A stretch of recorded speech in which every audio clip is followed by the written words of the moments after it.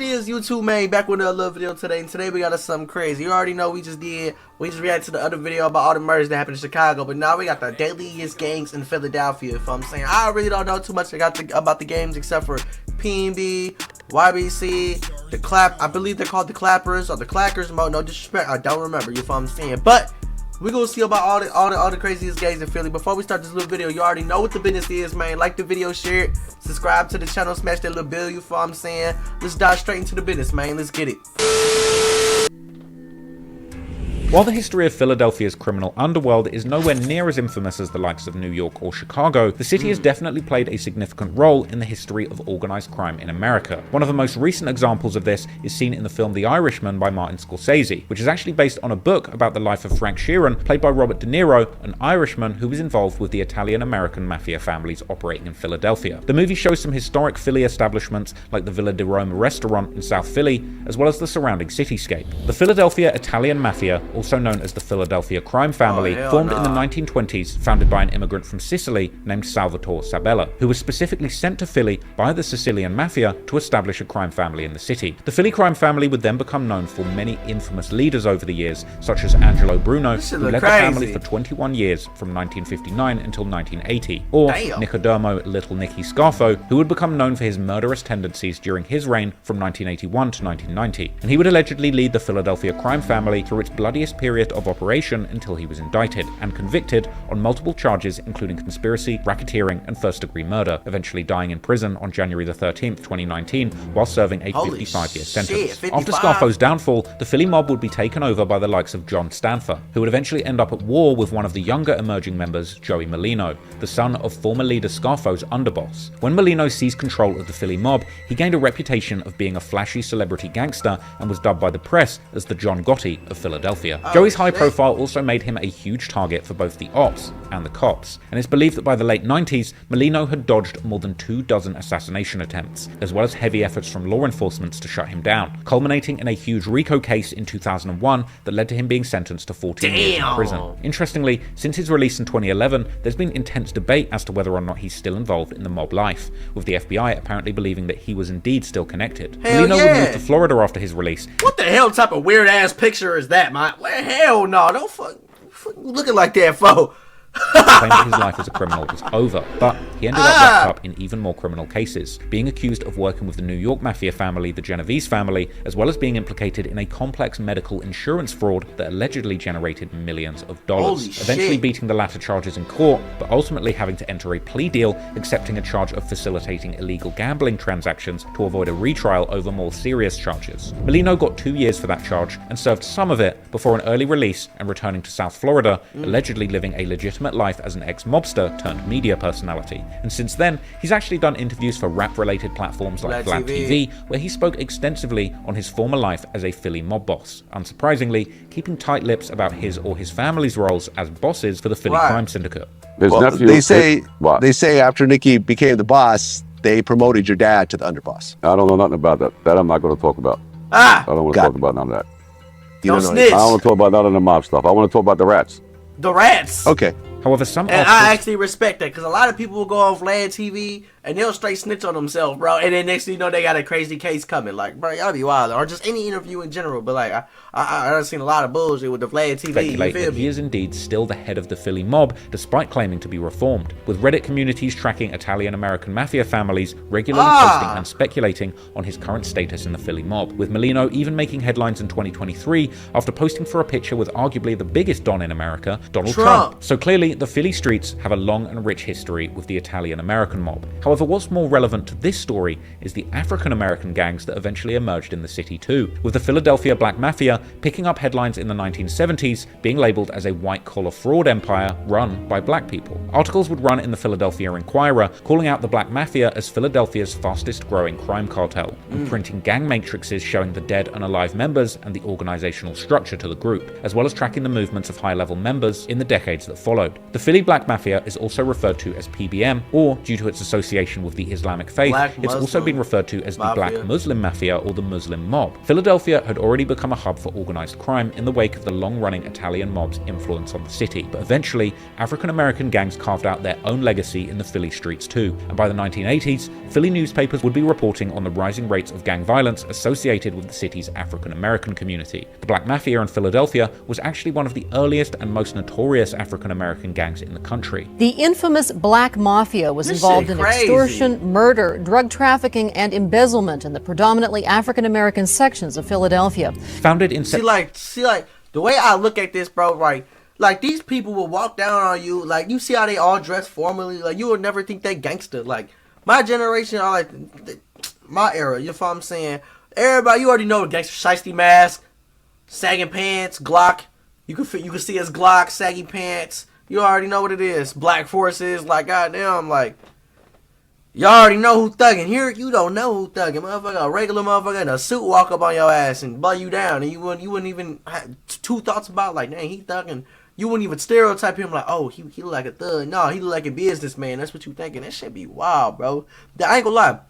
The gangsters used to move way smarter back in the day, bro. I'm gonna keep it 100, bro. Now, they put it all over the net. They sloppy. They do this and that. They don't give a shit now. But like, y'all was different back then. I'll give it to y'all, bro. September 1968 by Samuel Christian, who later adopted the name Suleiman Bey under the Nation of Islam, the Philadelphia Black Mafia, or PBM, would seize control of lucrative heroin markets in Philly during the 1970s, extending its reach into the 1980s. With H being the most popular drug in Philly, those who controlled the flow of dope into the city's streets would swiftly build serious criminal empires with a lot of cash. Interestingly, the founder of the Philly Black Mob, Samuel Christian, was a former Black Panther who was part of the Nation of Islam, and the Nation's ideology would become a large part of the organization's identity, as many of the original members eventually became Nation of Islam members or converted to Islam, giving the organization its nickname the Muslim Mafia or Muslim Mob, and their operations would eventually expand far beyond the Philly drug trade, eventually encompassing prostitution, racketeering, political corruption, extortion, and violent control over sections of the city, cementing their influence in Philadelphia's underworld. PBM was highly organized and brutal, controlling neighborhoods through fear, and their influence would shape the next generations of street gangs in the city. And as the crack epidemic hit Philly hard in the late 80s and early 90s, more localized street gangs began to rise in attempts to profit from the latest drug that took hold of the city's fiend population. From here, new sets emerged like the Junior Black Mafia, or JBM, founded by Aaron Jones in 1985, who would end up becoming the dominant force during this era. This was also known as the crack era in Philadelphia due to the rampant trafficking and use of drugs, largely distributed by these gangs. This would lead to the US president at the time, Ronald Reagan, declaring war on drugs in 1986. Drugs are menacing our society. They're threatening our values and undercutting our institutions. They're killing our children. From the beginning of our administration, we've taken strong steps to do something about this horror. Tonight, I can report to you that we've made much progress. 37 federal agencies are working together in a vigorous national effort. And by next year, our spending for drug law enforcement will have more than tripled from its 1981 levels. Holy shit. Today, there's a new epidemic. Smokable cocaine, otherwise known as crack. It is an explosively destructive and often lethal substance which is crushing its users. It is an uncontrolled fire. JBM were heavily involved. You look at crack now, you see crackheads everywhere. They don't give a shit. They'll smoke that shit right in front of you like nothing, bro. The crackheads be tweaking out though, but like now, like like there be crackheads, but a lot of people they on heroin now. They on that heroin. You know what I'm saying? They be on that. They really be tweaking out on that, bro. Them motherfuckers be tweaking, bro. I swear to God on that. Or like you see somebody on cocaine now, they just be acting weird, bro. But like, do a lot of people still be smoking crack? I mean, people still do smoke crack, like a lot of them. But like now, like heroin took over for sure. You know what I'm saying? That shit is wild. In this drug trade, with an emphasis on keeping control over the distribution of cocaine. Sharing a common vision centered around Aaron Jones' fascination with the movie The Godfather, with him picturing himself as the leading character Vito Corleone, JBM would exhibit a slew of characteristics which apparently attempted to emulate the Italian-American mafias, as well as their own predecessors, the Black Mafia. These characteristics included the fondness for symbolism and ceremony, with original members wearing gold rings with the JBM initials encrusted with diamonds. The organization would also also form a board of commissioners that made decisions collectively and solved disputes. And older members of the original Black Mafia had apparently coached younger members from the JBP to operate like a Black Mafia family. And they would even make connections to the actual Italian-American crime families in Philly too, so that they could do business together, with some JBM members actually being seen socializing with mobsters like Joey Molino. Ooh. JBM's reign would continue into the 1980s, making them one of the most feared gangs in Philly and operating with a militaristic level of organization, much like their predecessors in the Black Mafia. Their operations expanded into South Jersey and Delaware, making them a regional force that was apparently generating over $30 million a month, and reportedly controlling a drug distribution network that moved 1 to 200 kilos of powder a month at its peak. But this wouldn't last forever, and Aaron Jones would eventually get arrested on April the 23rd, 1992, with the state throwing the book at him, placing him on death row in Pennsylvania. The era of drug-fueled violence had become so deeply embedded in the city's culture that it even inspired films like the 2002 movie State Property, that starred Beanie Siegel and the likes of Jay-Z, a film that depicted the harsh realities of Philly's streets, where young men desperate for money and power built drug empires at any cost. The premise of State Property was not just fiction, but a reflection of what was really happening across the city, where gangs fought for control over drug territories, and violence became the tool for survival. After Aaron Jones's arrest, JBM would effectively crumble, and in the late 90s and early 2000s, the city's gang structure had become completely decentralized. Neighborhood-based crews began to dominate, as opposed to the larger, more organized syndicates. Look at that shit, bro. What the fuck? This look like the GTA San Andreas map, when you know how it be going purple and green and this and that when they over having a turf war and shit. Like, that's what the hell this shit look like, bro. What the hell? Hell no. Like the JBM, but these smaller gangs were often less organized, but no less violent, and Philly's gang activity would become more about controlling specific blocks, corners, or neighborhoods, with the drug trade still being the primary motivator. Hey, my man, my man, my man. My man, look, he look nervous. He don't know what the hell going on. Arrest the police. Face the house. Got his ass. Cocaine. Cocaine. You got the right to stay silent. Anything that you say one can be used against you in a court of law. The gangs have a profit out of cocaine. It's a moneymaker for them, but for the moral aspect of it, they can care less who becomes a victim of it, as long as they make their money out of it. Living is dangerous. They got them AK-47s out here now. Tear shit up. They ain't got no more sticks and knives. They got AK-47s. By the mid-2010s, the influence on social media would also begin to reshape the gang landscape in Philly. Gangs and crews started using platforms like Instagram, Facebook, and YouTube to promote their status, taunt rivals, and flash their illegal profits. This new dynamic would escalate tensions, with online beefs often leading to real-world violence. In this era, you had crews like OBH, led by AR Ab, who became infamous not just for street-level crime, but for its influence on the Philly rap scene, blending music and gang culture. I'm a type dude, I can't be broke. You see, I got this whole building up fixed. What? I don't make no money off rap.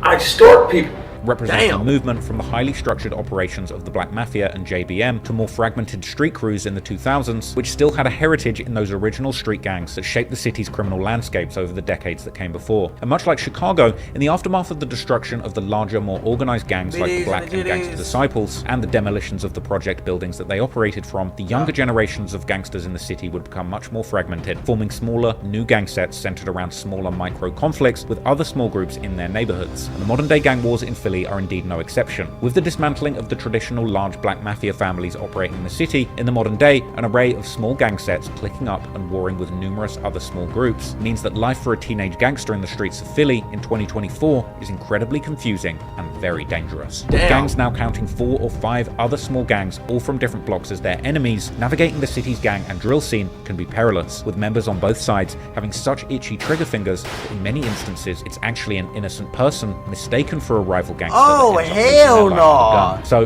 now you know the history. y'all just knocking off y'all just knocking off people thinking it's your opposition and they really not. They ain't even your ops. God damn, that shit crazy, bro. That's embarrassing for real. Like, think about that. Like, you trying to go get somebody. I mean, smoking somebody in general embarrassing, but like, you trying to go catch your op lacking. You think it's your op. You smoke him, then you find out it's an innocent person. Like, how do you even feel after that? Like, damn, I fucked up, or like, damn, I fucked up, or they all just go like, or do they just be like, fuck him? Like, I don't know, bro. Y'all be Tweakers. Oh the God. OG gangs in the city of Philadelphia, let's fast forward to the modern era of drill music and look at the lyrics that will tell us exactly who it is fighting the modern day gang wars on the streets of Philly today. Oh, that's the next video. That's the video I really want to watch. That's the one I want to watch, the gangs now. I want to watch them. I want to watch the gangs now, cause now everything on social media, bro. Just like how Brody right here can piece this video together, bro. He can take all your stuff off of social media, all your Instagram posts, all the videos you done recorded, all your text messages, if they on the net. He can literally take that and make a whole YouTube video and got more evidence than the police has put together. And he got a whole, he built you a case on YouTube. Oh God, bro, you can do that to y'all. It's crazy because our generation, my generation, they just be putting everything on the net. So you can just take your notes on that. Oh, take your notes on that. Oh, take your notes. Like, what the fuck? You know what I'm saying? I don't know, man. But y'all, let me know what y'all feel about this little video. You know what I'm saying, man? Let me know what y'all feel about this. The most deadliest gangs in Philadelphia. You know what I'm saying? I'm young. I'm an 02. I was born in 02. So I don't know nothing about none of the older gangs and this and that. I feel like the older gangs is probably really some demons. Think about it. They ain't had cameras back then to get caught. I mean, they had police probably watching around every corner. I don't know how it was back then. Y'all gotta let me know. Was it easier to be a gangster back then or now? You know what I'm saying? Because everything's on technology now. Everything's being recorded. I feel like back then you probably could have got away with a lot of things that you couldn't get away with now. I don't know, man. Let me know what y'all feel about this video. Like the video, share it, subscribe to the channel, smash that bell. It's on with y'all, man.